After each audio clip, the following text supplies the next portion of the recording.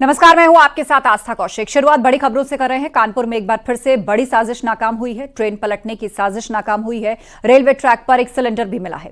इस विस्फोटक साजिश के बाद तमाम एजेंसियां जांच पड़ताल में लगी हैं और सूत्रों के हवाले से खबर यह है कि 10 से 12 लोगों से इस वक्त पूछताछ कर रही हैं एजेंसियां। दूसरी खबर, सुल्तानपुर एनकाउंटर पर हो रही सियासत से जुड़ी बयानबाजी अब भी जारी है। अगली खबर राहुल गांधी की, जहां अमेरिका से आरएसएस पर उन्होंने तीखा हमला किया। और बात करेंगे ऑपरेशन आदमखोर की, जो जारी है। हर खबर पर विस्तार से होगी बात।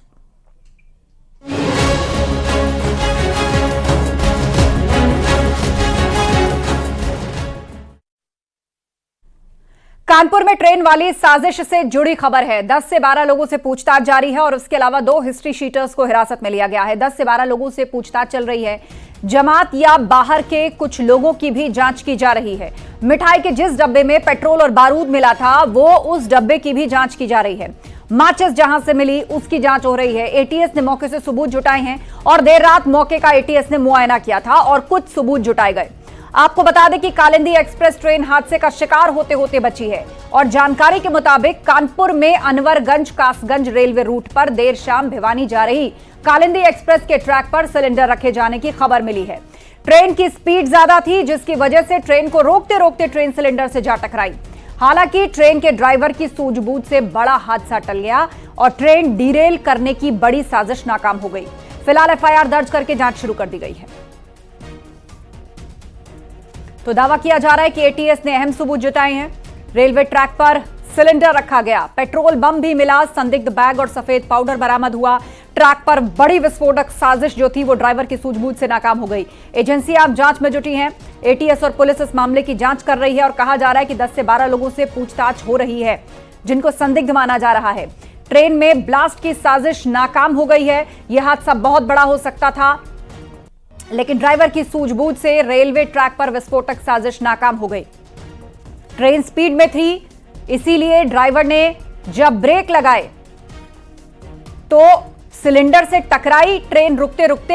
हालांकि ड्राइवर की सूझबूझ से बड़ा हादसा टल गया और ट्रेन जो है वो डीरेल होने की साजिश नाकाम हो गई।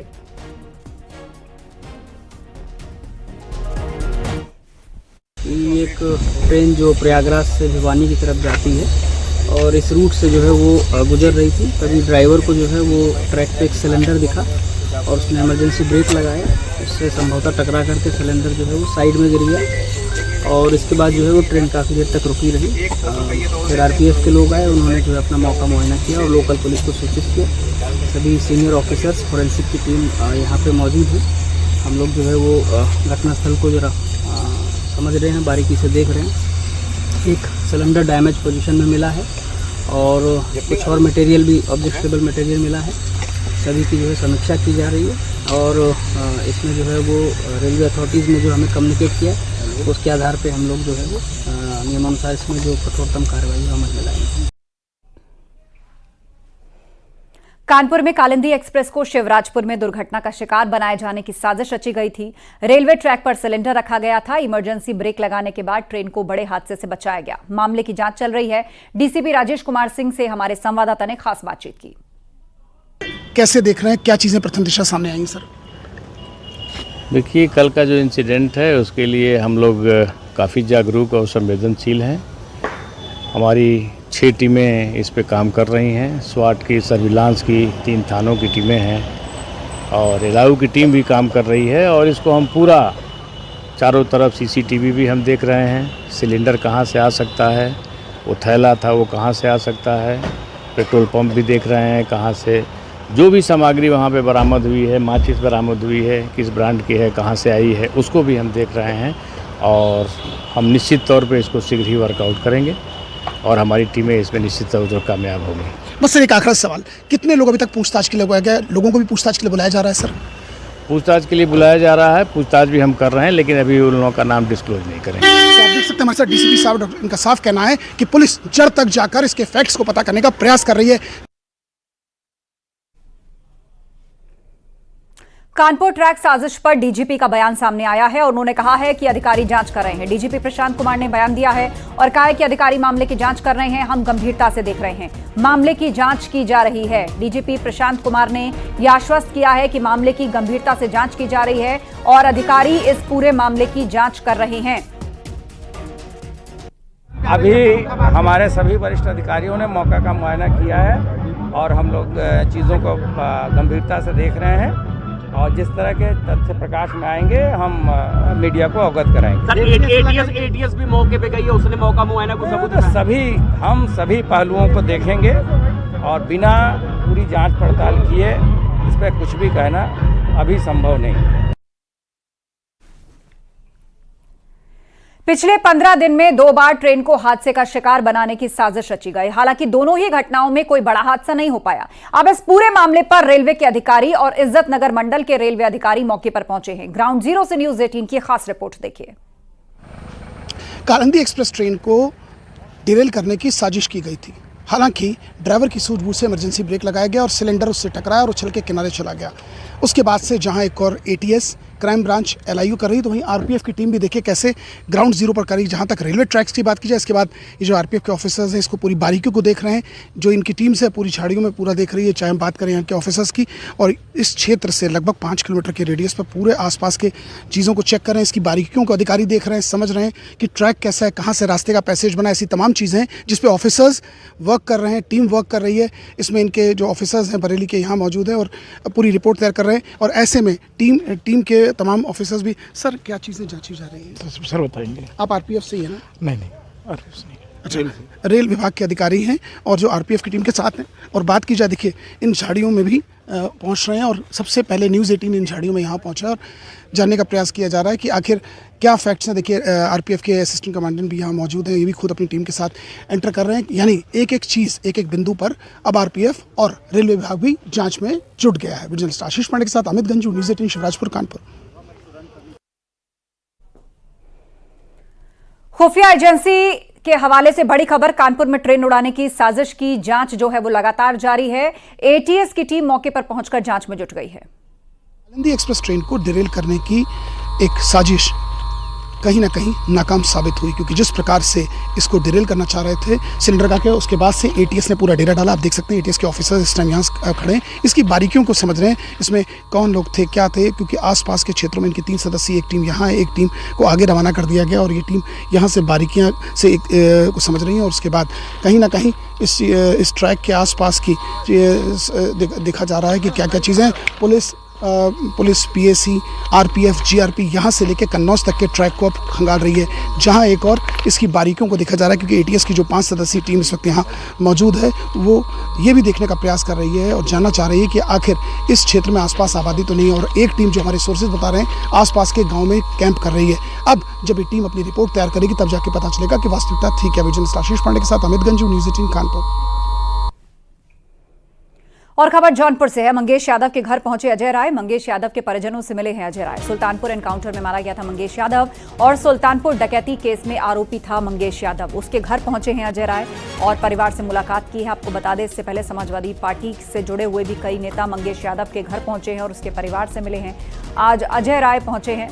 यूपी कांग्रेस के अध्यक्ष हैं अजय राय, जो कि सुल्तानपुर पहुंचे और यहां पर मंगेश यादव के परिवार से उन्होंने बातचीत की है।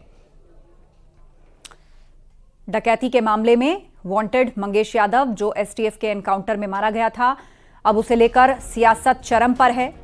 समाजवादी पार्टी पहले से ही इसको फर्जी बता रही है, तो दूसरी तरफ राहुल गांधी ने भी इस पर सवाल उठाए, इसके जांच की मांग की है। और आज यूपी कांग्रेस के अध्यक्ष अजय राय पहुंचे मंगेश यादव के घर और उसके परिवार से मुलाकात की है।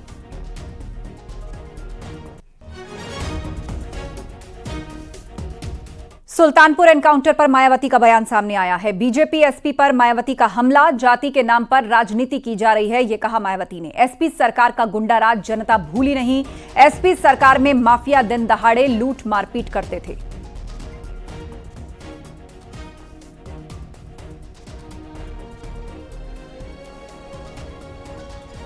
और सुल्तानपुर एनकाउंटर पर कैबिनेट मंत्री संजय निषाद ने कहा, जांच एजेंसियां काम कर रही हैं, सरकार ने जीरो टॉलरेंस की नीति अपनाई है।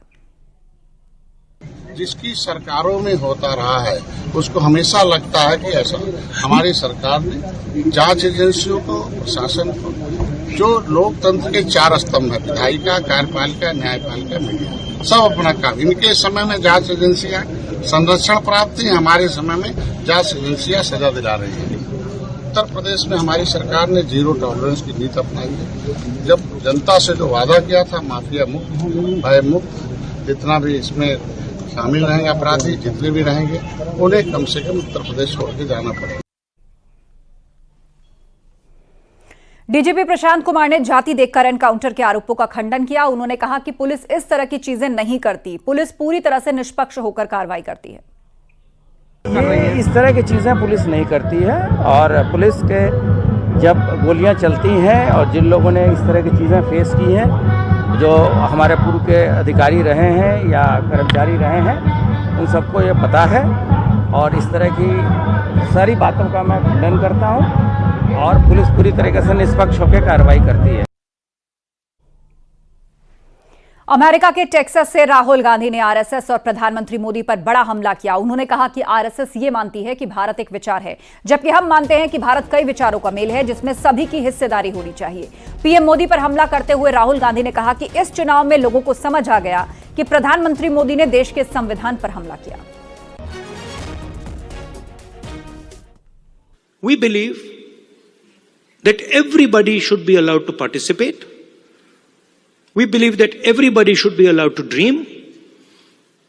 Everybody should be given space, regardless of their caste, language, religion, tradition, history. This is the fight. And the fight was crystallized in the election. When millions of people in India clearly understood that the Prime Minister of India is attacking the Constitution of India. Rahul Gandhi ने भारत की शिक्षा व्यवस्था के बहाने भी RSS पर निशाना साधा। उन्होंने कहा कि मौजूदा शिक्षा व्यवस्था पर एक विचारधारा का कब्जा है, जो गंभीर समस्या है। उन्होंने कहा कि ज्यादातर कुलपति आरएसएस के जरिए नियुक्त हो रहे हैं। उन्होंने कहा कि आरएसएस का इतिहास और भविष्य को लेकर सीमित लक्ष्य है। I think currently huge problem in the education system is the ideological capture. So, feeding ideology through the education system. Most of our vice chancellors today are placed by the RSS. It's an organization that has a very particular perspective on life, on history, on the future. That's really damaging. Having one organization that is placing all its people in our education system, I think that's damaging. So ensuring that people who run our education system are independent, are not, ideological, or are not committed to sort of a particular way of thinking, I think is important. केंद्रीय मंत्री गिरिराज सिंह ने राहुल गांधी के PM Modi, RSS और देश की शिक्षा व्यवस्था पर सवाल उठाने पर निशाना साधा। उन्होंने कहा कि राहुल गांधी भारत की तारीफ करने के बजाय भारत के बाहर जाकर भारत को ही गाली दे रहे हैं और चीन की तारीफ कर रहे हैं। लगता है कि वो चीन के पैसों पर ही पल रहे हैं, तभी वो बाहर जाकर चीन का प्रचार कर रहे हैं। गिरिराज सिंह ने राहुल गांधी पर देशद्रोह का केस चलाने की मांग की। बाहर जाकर भारत को गाली देना, ये तो लगता है चाइना की तारीफ करना, दुश्मन देश की तारीफ करना, ये लगता है चाइना के पैसे पर पलते हैं और चाइना की ही बात ब्रांडिंग करने के लिए ये बाहर में जाके चाइना का ब्रांडिंग कर रहे हैं। इन पर तो ऐसे लोगों को, अगर कानून भारत में नहीं होता, अगर मोदी जी संविधान की रक्षा नहीं करते, तो ऐसे लोगों को देशद्रोह का मुकदमा चलाना चाहिए, जो भारत की निंदा भारत के बाहर जाके करे। अमेरिका में राहुल गांधी के बयान पर बोले बीजेपी राष्ट्रीय महासचिव दुष्यंत कुमार। उन्होंने कहा कि राहुल गांधी के दिमाग में सत्ता का बुखार चढ़ गया है और इसीलिए भारत से घृणा रखने वाले देशों की वो तारीफ करते रहते हैं। राहुल गांधी का एक ही एजेंडा है, विदेश में जाकर भारत को बदनाम करना। चाइना से पैसा आता है, राजीव फाउंडेशन में पैसा आता है, 1,35,00,000 पहले आया है।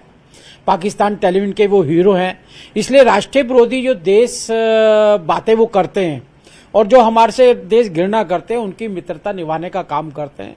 साफ साफ जाहिर है बढ़ता हुआ विकास, 5वीं अर्थव्यवस्था, 3री अर्थव्यवस्था और जाता हुआ देश, रोजगार उन्मुख देश पूरे विश्व को दिखाई देता है।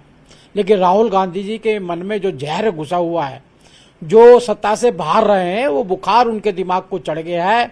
इस कारण से उनको देश का विकास नहीं दिखता। इंडियन ओवरसीज कांग्रेस के अध्यक्ष सैम पित्रोदा ने राहुल को लेकर बड़ा बयान दिया। उन्होंने कहा कि राहुल गांधी पप्पू नहीं हैं, वो बहुत शिक्षित हैं और किसी भी विषय पर गहरी समझ रखते हैं। उन्होंने कहा कि राहुल का विजन बीजेपी से बिल्कुल अलग है, जो करोड़ों रुपए प्रचार में खर्च करती है। And Mr. Gandhi, Rahul Gandhi's agenda is to really address some of these larger issues. He has a vision, contrary to what BJP promotes by spending crores and crores of rupees. I must tell you, he is no pappu. He is highly educated. He is well read. He is a strategist with deep thinking on any subject. और मथुरा से बड़ी खबर है, यहां बरसाना राधा रानी मंदिर को जाने वाले रास्ते पर जर्जर मकान की दीवार गिर गई। मकान की दीवार के मलबे में दबने से श्रद्धालु बाल बाल बचे। आपको बता दें कि कल राधा रानी के जन्मोत्सव के लिए बरसाना में भक्तों का सैलाब उमड़ेगा, लेकिन प्रशासन ने जर्जर मकानों पर कोई कार्रवाई नहीं की। आपको बता दें साल भर पहले बांके बिहारी मंदिर के पास भी मकान का छज्जा गिरने से बड़ा हादसा हुआ था, लेकिन वृंदावन हादसे के बाद भी जिला प्रशासन ने कोई सबक नहीं लिया। राधाष्टमी मेले पर जर्जर मकान गिरता तो बड़ा हादसा हो जाता।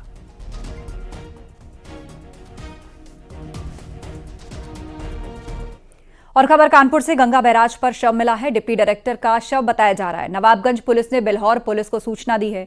परिवारजनों के पहुंचने के बाद शव की शिनाख्त होगी। और 9 दिन पहले गंगा में नहाने के दौरान डिप्टी डायरेक्टर की मौत हो गई थी। गंगा में नहाने के दौरान सेल्फी लेते समय वो डूब गए थे। वाराणसी में स्वास्थ्य विभाग के डिप्टी डायरेक्टर आदित्य वर्धन थे। 2000 से अधिक गोताखोर, माफ कीजिए 200 से अधिक गोताखोर गंगा नदी में 9 दिन से उनकी तलाश कर रहे थे।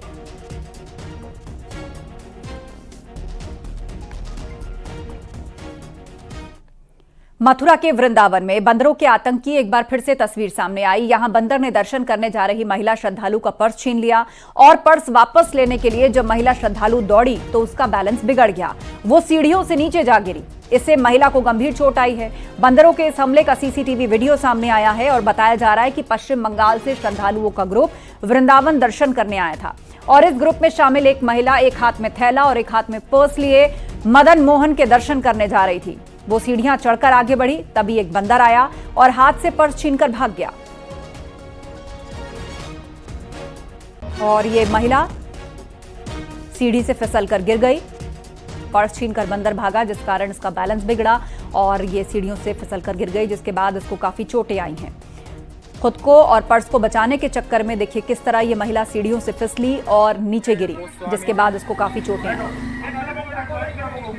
इनकी मदद कर रहे हैं।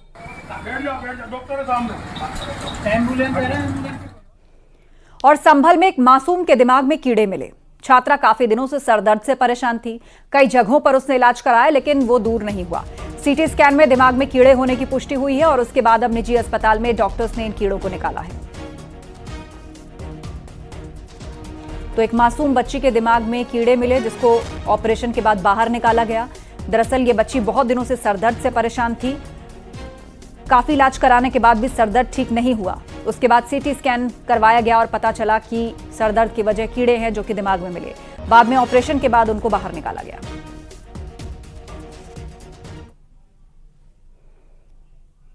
उसके दर्द बहुत ज़्यादा था सिर में।